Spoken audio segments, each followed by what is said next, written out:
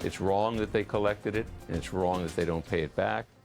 That's just one reaction from California lawmakers to a Call Curtis investigation we exposed here last night.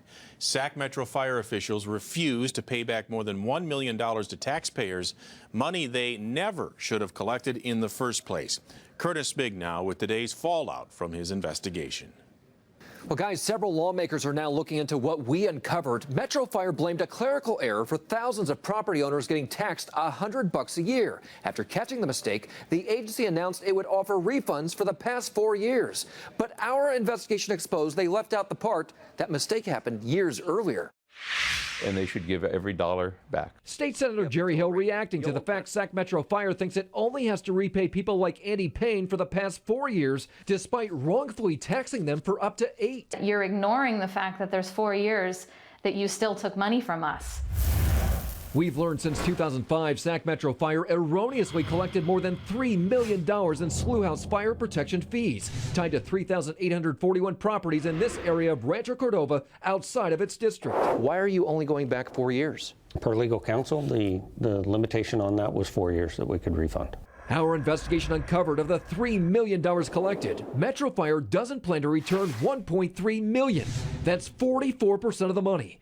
Deputy Chief Chris Holbrook says his agency wants to refund all the money, but he says California tax code will not allow it. So you're telling me you can't legally return money that you never should have taken in the first place? That is, according to legal counsel, the statute of limitations is 4 years. I don't think that's quite true.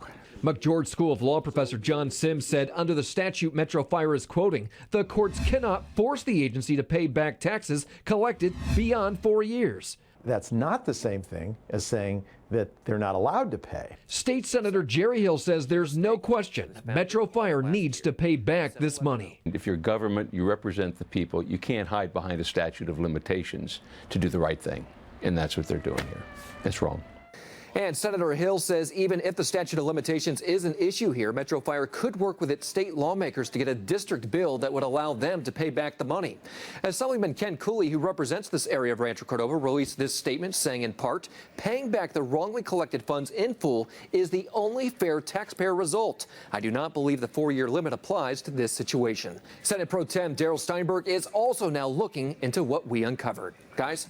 All right, Curtis, thanks so much. Viewers reacting as well on our Facebook page. Bob O. wrote, it is stealing and should not go unpunished. Chris Scotty Guthrie wrote, while I support the fire service, if they took $1.3 million, then they need to refund the taxpayers. Snowbird wrote, it is what it is. Look at it as a donation.